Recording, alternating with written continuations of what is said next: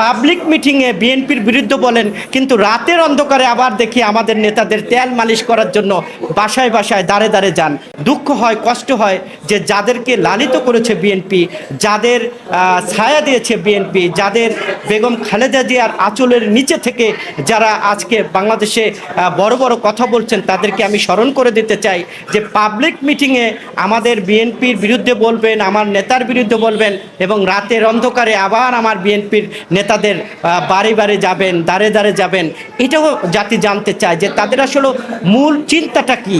আপনারা জানেন যে মরহুম শেখ মুজিবুর রহমান, তাকে এই শেখ হাসিনা বাংলাদেশের একক দাবিদার হিসাবে প্রতিষ্ঠিত করার চেষ্টা করেছিল, কিন্তু এদেশের মানুষ 5ই আগস্ট দেখিয়ে দিয়েছে যে এই দেশ কারো বাবার দেশ নয়, এই দেশ কারো ব্যক্তির দেশ নয়, এই দেশ এদেশের খেটে খাওয়া মানুষের দেশ, এদেশ রিক্সাওয়ালার, এদেশ খেটে খাওয়া মানুষের, এদেশ ছাত্র জনতার সকলের দেশ।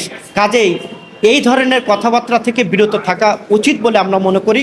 কিন্তু এখন জনগণ জানতে চাচ্ছে যে যারা সমন্বয়কারী, যারা বাংলাদেশকে ছপর করছেন, তারা এই টাকার উৎস কোথা থেকে আসছে এদেশের মানুষ জানতে চায়। কারণ আপনারা তো পলিটিশিয়ান না এবং ব্যবসায়ীও না, এবং আপনারা কোনো ব্যবসা করেন বলে দেশের মানুষ জানে না। এদেশের মানুষ জানে আপনারা ছাত্র, কিন্তু ছাত্র অবস্থায় এত টাকা আপনারা কোথায় পাচ্ছেন এদেশের মানুষ জানতে চাচ্ছে।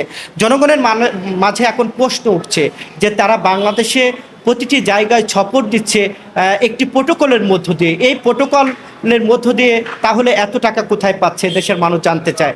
কাজেই উপরে থুথু মারলে কিন্তু নিজের গায়ে অনেক সময় পড়ে।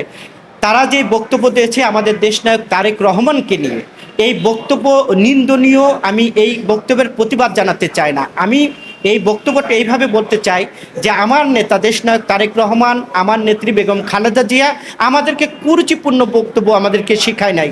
তাদেরকে বলতে চাই, আপনারা এমন নেতা, যেই নেতার আজকে দেখেন যে লন্ডনে বসেও বাংলাদেশের মানুষকে কিভাবে এক মঞ্চে দাঁড় করেছে, সেটা হলো দেশনায়ক তারেক রহমান। দেশনায়ক তারেক রহমানের যেই অবদান, এই অবদান বাংলাদেশের মানুষ কখনো ভুলবে না। এই যে আজকে ফ্যাসিবাদের পতন হয়েছে, এই পতনের সব রূপরেখা দিয়েছে দেশনায়ক তারেক রহমান।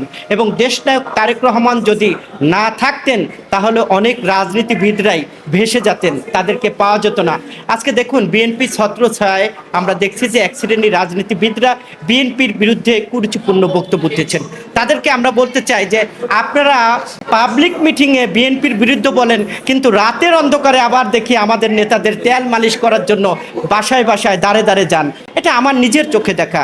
দুঃখ হয়, কষ্ট হয় যে যাদেরকে লালিত করেছে বিএনপি, যাদের ছায়া দিয়েছে বিএনপি, যাদের বেগম খালেদা জিয়ার আঁচলের নিচে থেকে যারা আজকে বাংলাদেশে বড় বড় কথা বলছেন, তাদেরকে আমি স্মরণ করে দিতে চাই যে পাবলিক মিটিংয়ে আমাদের বিএনপির বিরুদ্ধে বলবেন, আমার নেতার বিরুদ্ধে বলবেন, এবং রাতের অন্ধকারে আবার আমার বিএনপির নেতাদের বাড়ি বাড়ি যাবেন, দাঁড়ে দাঁড়ে যাবেন। এটাও জাতি জানতে চায় যে তাদের আসলে মূল চিন্তাটা কি, রাজনীতি নাকি ভোগ বিলাসের, নাকি তারা ভোগ করতে যাচ্ছেন।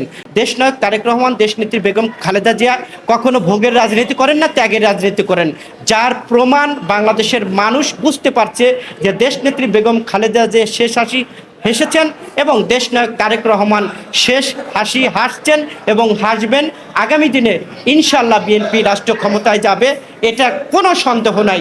এদেশের মানুষ বিএনপির নেতৃত্বে আছে, বিএনপির সাথে আছে, দেশনায়ক তারেক রহমানের সাথে আছে।